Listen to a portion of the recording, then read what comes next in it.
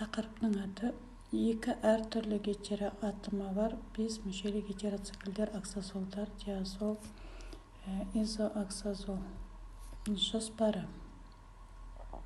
Бірінші, екі әртүрлі гетероатомы бар бес мүшелі гетероциклдерге жалпы сипаттама. Екінші, азолдардың жалпы маңызды өкілдері. Үшінші, пиразол, алу жолдары, физикалық және химиялық қасиеттері.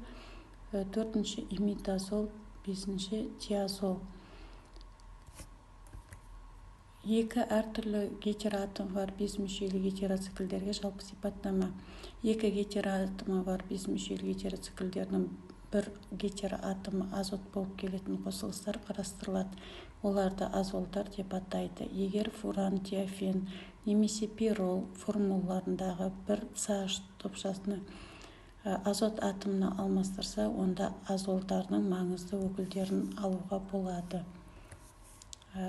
Біздер осының алдында өтіп кеткен бес мүшелі гетероциклді қосылыстарда фуранды, диафенді және пиролды өттік. Сол фуранға оксазол және изооксазол деп аталатын екі қосылыс сәйкес келеді.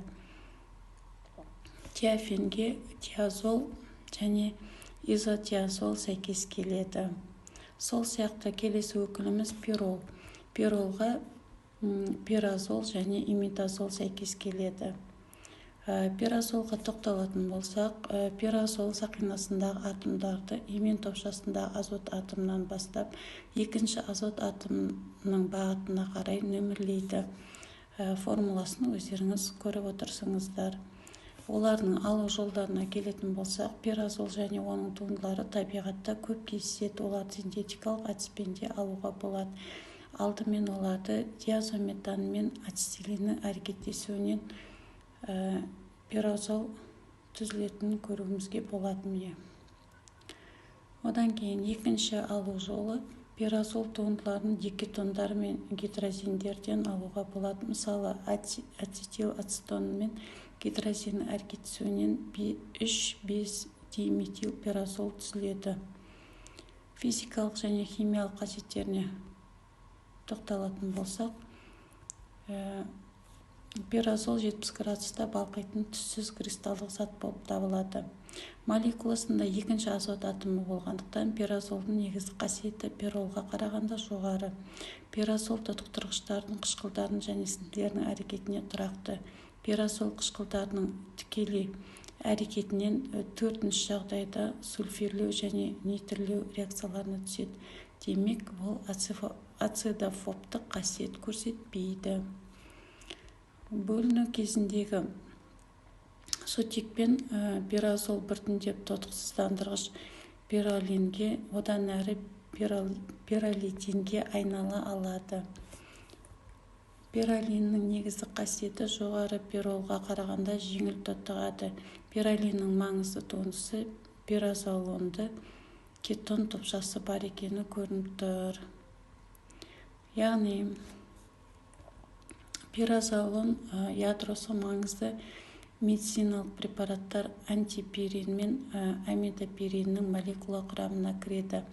Антипирин дене қызуын басатын препарат. Ол химиялық құрылысы бойынша 1 фенил 2,3 диметил пиразолон 5 болып табылады. Формуласын көріп тұрсыңыздар. Сол сияқты антипирин жалпы суда және спиртте жақсы еритін ащы дәмі бар қатты зат, маңызды дәрілік препарат амидопирин немесе пирамадон болып табылады. Амидопирин ақ түсті кристалдық зат. Оны дене қызуын басу үшін қолданады. Имидазол. Имидазол пиразолдың изомері. Имидазол формальдегид, аммиак және гликсалдан алуға болады. Физикалық химиялық қасиетіне келетін болсақ, имидазол ядросы белокты заттарды құруға қатысатын кейбір амино қышқылдардың құрамына және күрделі құрылысты гетероциклді ядро пуриннің құрамына кіреді. Имидазол күшті негізді қасиетке ие. 90 градуста балқитын зат Цельсий бойынша. Оның имидазолдың маңызды туындысы гистизин болып табылады. Ол биологты заттардың гидролизінен түзіледі. Оның күшті сілтік қасиеті бар. Бактерияның әрекетінен гистидинді декарбоксилдеу кезінде имидазолдың тағы бір туындысы гистамин немесе бета-имидазолил этиламин түзіледі. Жалпы гистидин қан тамырларын кеңейтеді. Тиазол келесі өкіліміз. Тиазол ядросы бағалы дәрілік препарат.